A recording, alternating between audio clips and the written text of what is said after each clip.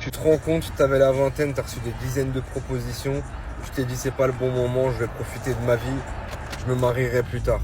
Plus tard est arrivé, tu arrives à la quarantaine et maintenant tu te rends compte qu'il n'y a plus personne qui veut te marier, tu n'as toujours pas d'enfant, tu as préféré profiter de ta vie et maintenant regarde. C'est malheureux. Tu regardais sûrement tes copines à la vingtaine devenir mère, toi tu voulais pas, non. Tu préférais t'amuser, partir en vacances, Marbella, Thaïlande, Dubaï. La vie de rêve finalement. Et maintenant toi tu rêves d'une vie de famille, classique, banale, comme tes copines à l'époque. Maintenant elles ont sûrement la quarantaine, leurs enfants ils sont grands, et certaines elles sont mariées encore, d'autres elles sont divorcées, mais quoi qu'il arrive, elles ont le temps de profiter, de faire tout ce qu'elles désirent. Voilà. Le pire c'est que ces femmes-là, elles ont appris à être des femmes débrouillardes. Lorsque les autres qui ont passé leur temps à profiter, elles sont un peu assistées. Pour résumer ça simplement, on va dire que c'est l'histoire de la cigale et de la fourmi, tout simplement. Donc du coup, t'es plus cigale ou t'es plus fourmi? Ce discours expose sans détour le mur des 40 ans et le regret de l'hyperhédonisme féminin. Les femmes qui ont sacrifié leur fertilité et leur fenêtre de mariage pour Marbella, Dubaï et la vie de rêve découvrent trop tard que le marché ne les attend pas. Règle: évite les femmes qui, à la quarantaine, cherchent soudainement une vie de famille classique après avoir épuisé leur jeunesse dans les divertissements. Elles ne cherchent pas un partenaire, mais un sauveteur pour combler leur vide existentiel. Les femmes fourmis, celles qui ont construit tôt, ont déjà des enfants grands et une stabilité, tandis que les cigales se retrouvent seules, souvent inaptes à la vie de couple, car trop habituées à l'assistanat ou au narcissisme des vacances perpétuelles. Arrête tout de suite de dire que 40 ans c'est trop tard, que tu es vieille et que tout est plus compliqué qu'avant. Je vais te dire un truc qui va peut-être te bousculer, mais il est temps que tu l'entendes. Souvent, en coaching, j'entends des femmes de 40 ans qui me disent « Mais ouais, quand j'avais 20 ans, c'était beaucoup plus facile, maintenant c'est trop tard. » Stop! C'est quoi cette histoire?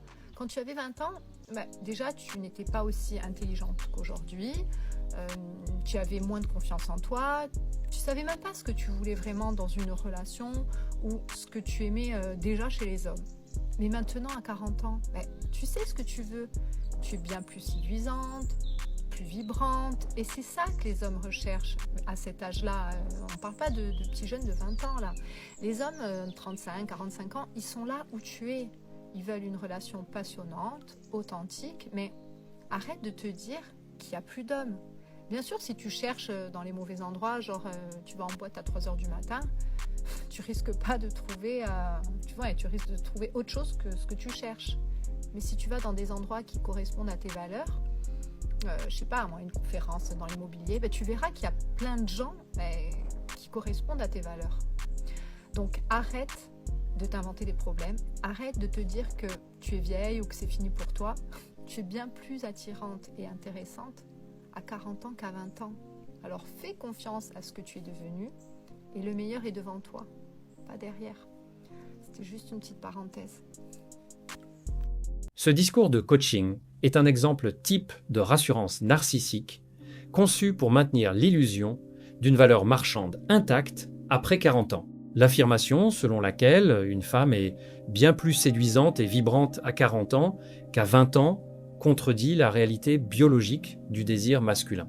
Règle: un homme de haute valeur, entre 35 et 45 ans, ne cherche pas une femme intelligente qui sait ce qu'elle veut au détriment de la jeunesse et de la fertilité. Ce cadrage tente de déplacer la compétition sur le terrain de l'authenticité et des valeurs. Conférence immobilière, car sur le terrain de l'attraction pure, le match est déjà perdu. Reste lucide. La séduction à 40 ans est souvent une performance de compensation. Les gens qui ont déjà dépassé 40 ans et qui disent qu'il faut qu'elles fassent leur deuxième jeunesse, La jeunesse de la vingtaine est passée. La jeunesse de la trentaine est passée. Il faut accepter que vous avez 40 ans, Il y a des gens qui n'ont pas vu les 40 ans. Donc, estimez-vous heureuse d'être à 40 ans. Par contre, à 40 ans, le châssis et le cadavre n'est pas comme si vous aviez 20 ans. Attention. J'insiste sur le sujet parce qu'il y a des incompréhensions. Fâchez-vous comme vous voulez, mais la vérité va tomber. Quand vous dites que vous êtes dans votre crise de quarantaine, mais que vous êtes dans votre deuxième jeunesse, mesdames, non. Votre jeunesse, elle est déjà passée. Donc, c'est-à-dire qu'il faut avancer avec son âge. Les histoires de mettre les fesses dehors, d'ouvrir le capot pour qu'on puisse voir tous les boulons qu'il y a dedans, si votre moteur est potable ou pas. Je refuse. Non, mesdames. Tu peux pas avoir 40 ans et d'être quelqu'un de mûr, quelqu'un qui commence à comprendre la vie, qui a des expériences, qui a eu des échecs. Vous êtes quelqu'un d'important, quelqu'un de valeur, et que tu te déshabilles comme une pintade déplumée comme les petites gamines de 15-20 ans. Non, madame. Tu es censé procurer et apporter le respect de toi-même, la valeur de ton cadavre, de ton physique que Dieu t'a prêté. Tous ceux qui n'ont toujours pas compris que le fait de mettre son cadavre dehors n'attire que les chiens errants pour brouter votre morue salée, votre morue frite là. Ils vont fricasser votre morue et ils vont vous laisser sur la bande d'arrêt d'urgence, sur le trottoir. D'autres chiens vont venir monter sur vous. Vous avez toujours pas compris ça. 40 ans, 20 ans, couvrez-vous. Les histoires de deuxième jeunesse, quatrième jeunesse pour mettre des ficelles, des courroies de distribution dans vos fesses. Vous faites ce que vous voulez, mais couvrez votre corps. Au contraire, à 40 ans, c'est à vous de dire aux filles qu'on peut s'habiller élégamment, avec élégance, être dans le chic, mais pas être dans le vulgaire. On n'a même pas goûté à ton poisson farci, mais on sait déjà combien de kilomètres que tu as au compteur. Ma chérie, s'il te plaît, fâchez-vous comme vous voulez. Ce discours décrit sans filtre la dévaluation d'une femme sur le marché relationnel après 40 ans lorsqu'elle refuse de vieillir avec dignité. La tentative de simuler une seconde jeunesse, en surexposant son corps, ne fait que signaler une baisse drastique de sa valeur sur le marché à long terme. Règle, protège-toi des profils de femmes quadragénaires qui adoptent des comportements d'hyperexposition ou de séduction vulgaire propres aux adolescentes. Ce comportement traduit un refus de la réalité biologique et une quête désespérée de validation. Un homme de valeur cherche une partenaire mature et consciente de son âge, tandis que l'exposition outrancière n'attire que des consommateurs éphémères qui la consommeront sans jamais s'engager. Rencontrer quelqu'un après 40 ans, partie 2. Tu vas rencontrer quelqu'un après 40 ans, accroche-toi parce que tu vas avoir de nouveaux critères auxquels tu n'aurais jamais pensé. Alors, je te partage quelques critères auxquels j'ai dû faire face. Oui, le score de crédit, je pense qu'en Europe, bon, je ne sais pas s'ils ont le score de crédit en Europe, c'est une mesure qui te permet de connaître la solvabilité de quelqu'un. Et si tu as la chance qu'il te partage son score de crédit ou qu'il en parle, je trouve que c'est un bon indicateur. Rien de tel pour te montrer le sérieux de la personne. Est-ce qu'il remplit ses obligations? Est-ce qu'il est fiable? Est-ce qu'il est sérieux? C'est pas du tout l'argent qu'il gagne, c'est comment il gère son argent. Donc, quand vous êtes à 15 ans de votre retraite, tu veux pas être avec quelqu'un qui part avec un handicap au niveau de la gestion des finances. Autre critère, la stabilité émotionnelle de son ex. Parce que si pendant votre date, elle le bombarde de messages, de textos, par exemple, il vous parle du fait qu'elle lui fait du chantage émotionnel avec les enfants, ou au contraire, elle est dans une lune de miel avec son nouveau gars, ça peut faire toute la différence. Parce qu'on ne sort jamais juste avec lui. Quand on est avec quelqu'un qui est papa, qui a une ex, la qualité de sa relation avec l'ex peut être déterminante pour votre couple. Autre critère, la santé. Oui, on va en parler. Il faut s'en soucier de la santé. On ne veut pas que le gars nous fasse un AVC ou une rupture d'anévrisme sans prévenir, ok? On s'entend que à 50 ans, il y a des gens qui ont de gros soucis de santé et surtout, on ne veut pas finir infirmière avant même l'âge de la retraite. Donc, on veut quelqu'un en santé, on veut quelqu'un qui se soucie de sa santé, on veut quelqu'un qui fait un check-up régulièrement.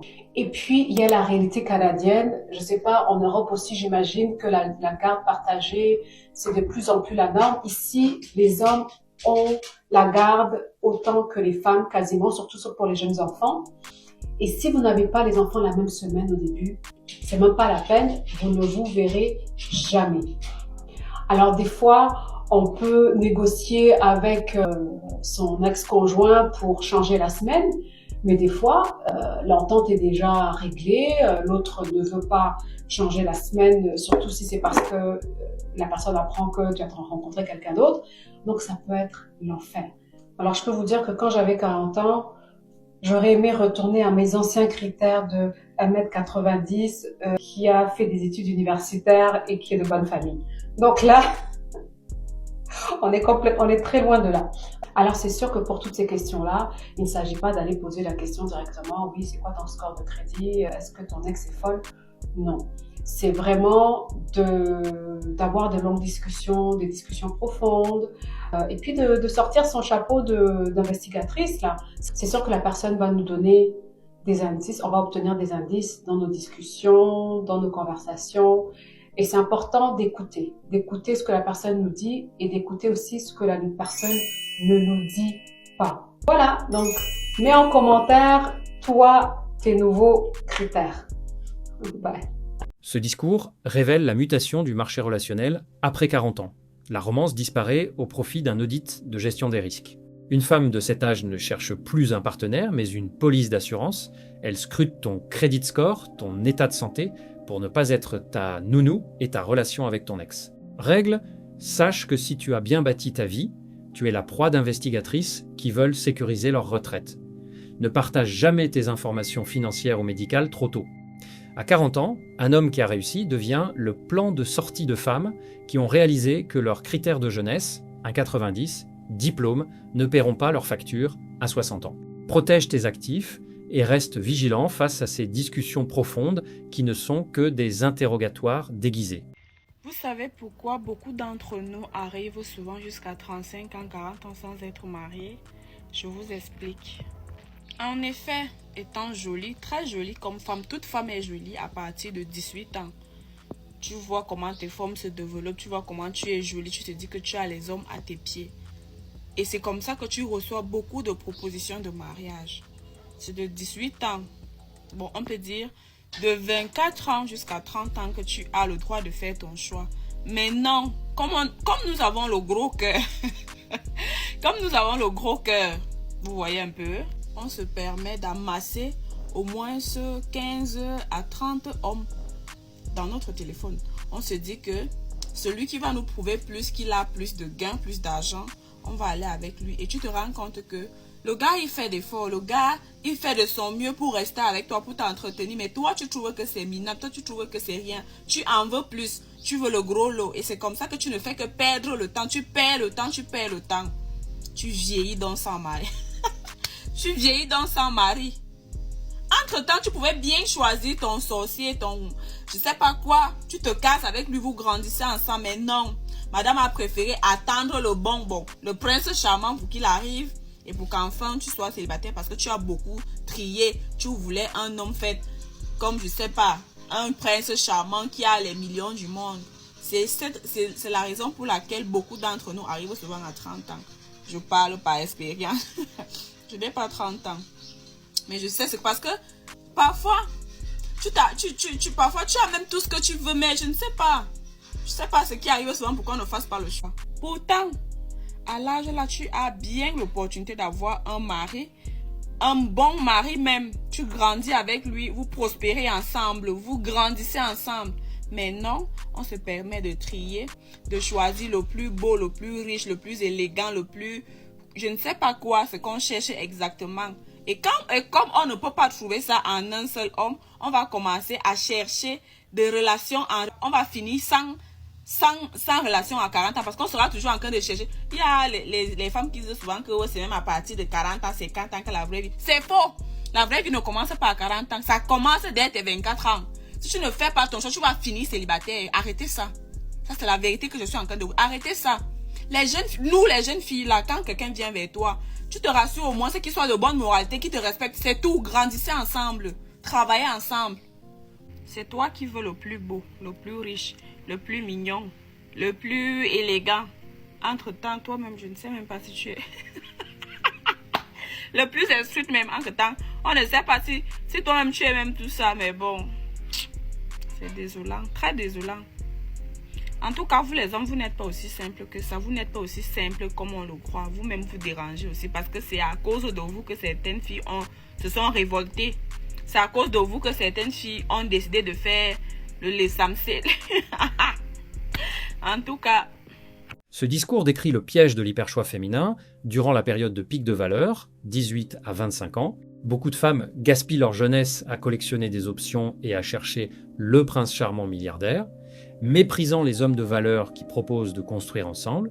Règle: ne sois pas l'homme qui attend qu'une femme ait fini de faire le tour du marché pour s'intéresser à toi à 35 ans par dépit. Un homme doit chercher une partenaire capable de choisir tôt et de bâtir sur la durée. Celles qui arrivent célibataires à 40 ans, après avoir trop trié, sont souvent celles qui n'ont jamais compris la valeur de l'investissement mutuel et de la croissance commune. Les vieilles désespérées d'amour en France qui vont marier des jeunes hommes en Afrique de 30 à 40 ans pour se sucrer les reins, puis les abandonnent là-bas. Il y en a marre de votre méchanceté. Il y a un jeune Ivoirien qui m'a envoyé un message. Il dit qu'il a croisé une vieille de 54 ans qui vivait en France sur Facebook. La vieille est partie en Afrique, elle s'est mariée avec lui. Ça fait 3 ans qu'ils sont mariés. La vieille l'a abandonné là-bas. Et puis elle fait les allers-retours, les allers-retours, les allers-retours. Donc lui, il est perdu parce qu'il était en couple avec une fille qu'il a jetée à cause de cette vieille-là. Donc la vieille l'a fait espérer. Dans son espoir, aujourd'hui, il est plongé dans la désespoir. Pourquoi vous faites ça?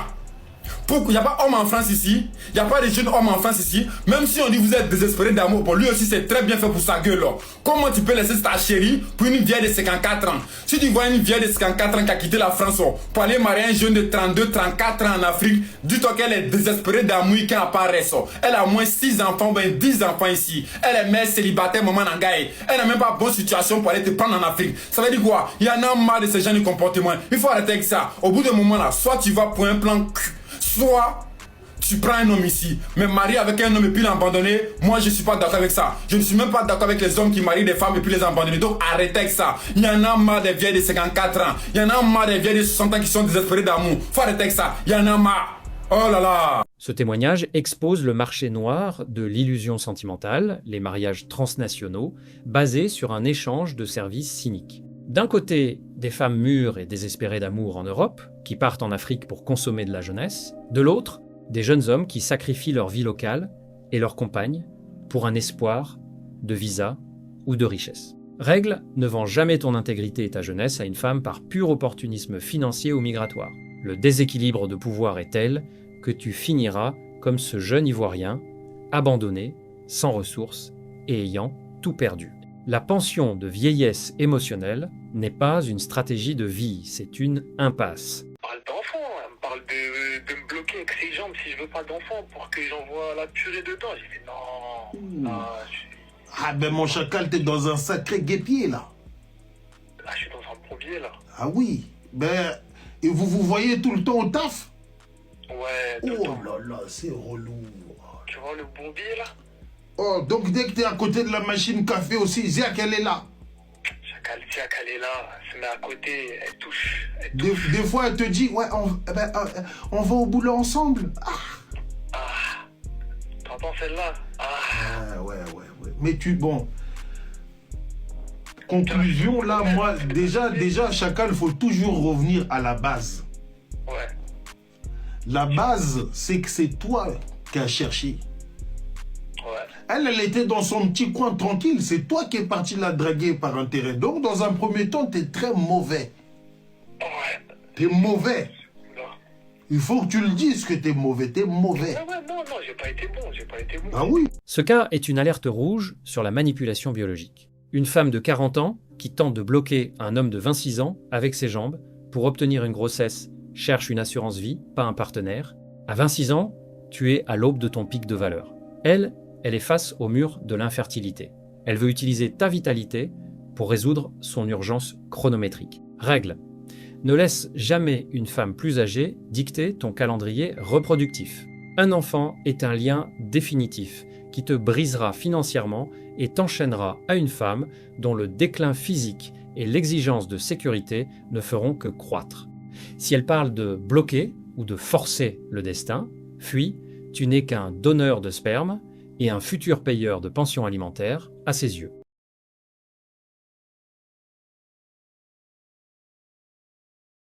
Si cette analyse t'a parlé, alors ne bouge pas. La vidéo qui s'affiche à l'écran en ce moment va sûrement te plaire. Clique dessus maintenant pour ne pas rater la suite. Reste lucide, on se retrouve de l'autre côté.